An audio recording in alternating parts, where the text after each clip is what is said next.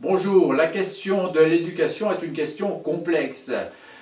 Pourquoi? Parce que l'éducation, elle évolue toujours en fonction de l'évolution de la société. Exemple, le portable, il faut une éducation au portable. Qu'est-ce qui fait qu'aujourd'hui on a des soucis par rapport à ça? C'est parce qu'on n'a pas été éduqué à cela, on n'est pas né avec cela. Donc il faut s'adapter à cela, il faut s'éduquer à ça. Mais au-delà de ça, donc l'éducation, elle est évolutive, elle est en fonction de la société. Éduquer, c'est inscrire l'enfant dans la société. Mais il faut savoir, malgré tout, qu'il reste deux atouts essentiels que l'on retrouve toujours, quel que soit le contexte socio-économique, socio-culturel. Quels sont ces deux atouts?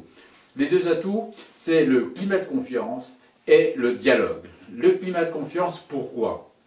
Parce qu'un enfant, une famille qui évolue dans un certain climat de confiance, il y a une forme de sérénité qui s'installe et on peut avancer en toute tranquillité sans mettre en place des processus défensifs ou adaptatifs qui pénalisent la relation.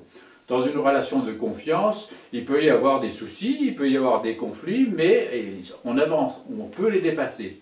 Dans une relation de défiance, c'est exactement le contraire de ce qui se passe. On est toujours dans l'agressivité, la tension, le malentendu, il y a des non-dits, etc. C'est compliqué à gérer.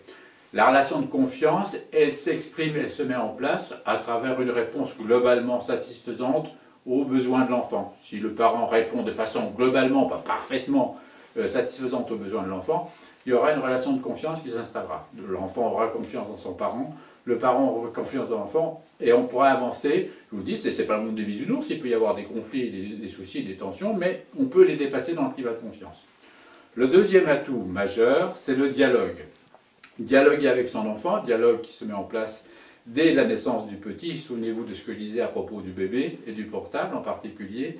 S'il y a ce dialogue-là, là aussi, on peut s'expliquer, on peut dire les choses positives, les choses négatives, mais si on les dit, si cela se dit au quotidien, s'il y a cet échange au quotidien, on s'écoute, on se parle, on discute, on raconte, à ce moment-là, dès qu'il y a des soucis, on peut mettre ça sur la table et les dépasser également. Donc, les deux atouts essentiels de l'éducation restent la relation de confiance et le dialogue qui se met en place, qui s'établit au quotidien. Allez, on se retrouve une autre fois pour d'autres chroniques. Au revoir.